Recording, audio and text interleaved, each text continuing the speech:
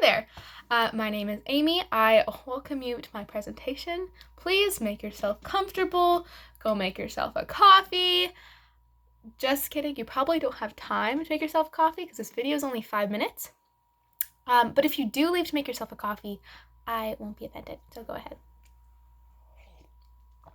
Anyways, I'm doing my presentation on COVID-19 and its effects on the homeless in Canada.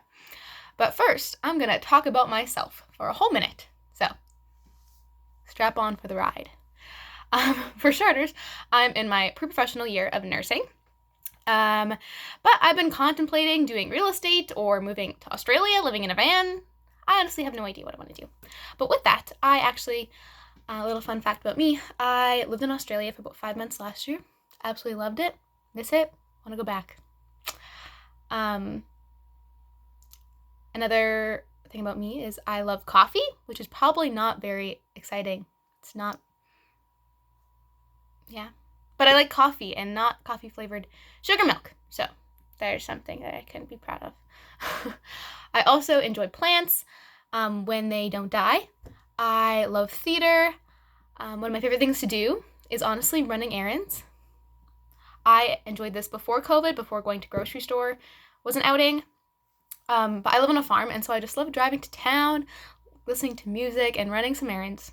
Whether that's getting groceries, going to the bank, a dentist appointment, which I also really enjoy. It's kind of like the spa, in my opinion.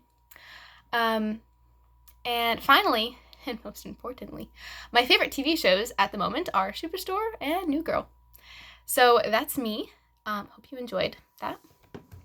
And now on to the reason why I'm making this video. So as you all know and have heard probably a million times, COVID has had a major impact on all of us.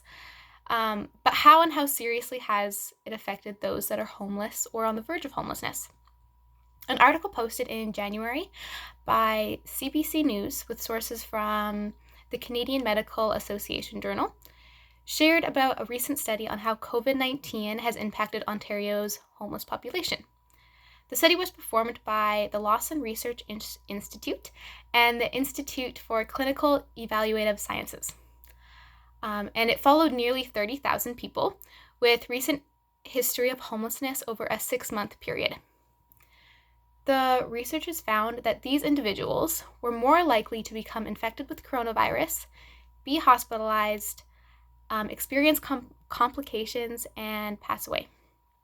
More specifically, they were over 20 times more likely to be hospitalized for COVID-19, over 10 times more likely to receive intensive care, and over 5 times more likely to die within 21 days of a positive COVID test. The researchers also found that people who were recently homeless had a dramatically higher positivity rate, with their tests coming back positive more than 95% of the time, or more than 95% more frequently than people with housing. Also, the high population density in shelters put them at increased risk from COVID-19. The homeless have found it difficult to adhere to public guidelines such as physical distancing, isolation, and quarantine because of shelter conditions and other challenges. Due to limited beds in shelters, many homeless people decided to or have had to live in tents for better air circulation, which is very hard, especially because Canada is so cold, and during these cold winter months can have devastating effects.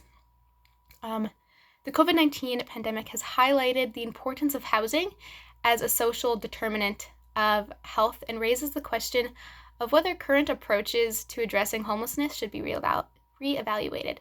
So basically, it has very strong correlation between housing and health. Furthermore, not only is the disease affecting the homeless community, or the disease itself affecting the homeless community, but the economics that have come along with the pandemic. The current recession is increasing homelessness and expected to continue to do so if changes aren't made. So now we have the information, but how can we, a regular person in Little Yorkton, make a difference? How can we help these individuals? Maybe here's some ideas. Maybe it's carrying $10 Subway gift cards that you can give out when you see someone in need. Or maybe packing an old backpack with an old backpack you don't use that you would have just given to Goodwill, and maybe it's packing it with hygiene products or blankets, but products like toothpaste, toothbrush, hand sanitizer, masks, wet wipes, soaps, things that could really be helpful in this time or any time for someone who needs it. Maybe volunteering with the Love Lives Here organization that works out of a Yorkton church. They give groceries and also packed meals to families in need in Yorkton. And if you don't have the funds or means of giving them or volunteering, maybe it's literally just being kind on the street and acknowledging them and just treating them like a human, rather than just walking past. These are just some ideas, but I think the biggest thing is to not be apathetic.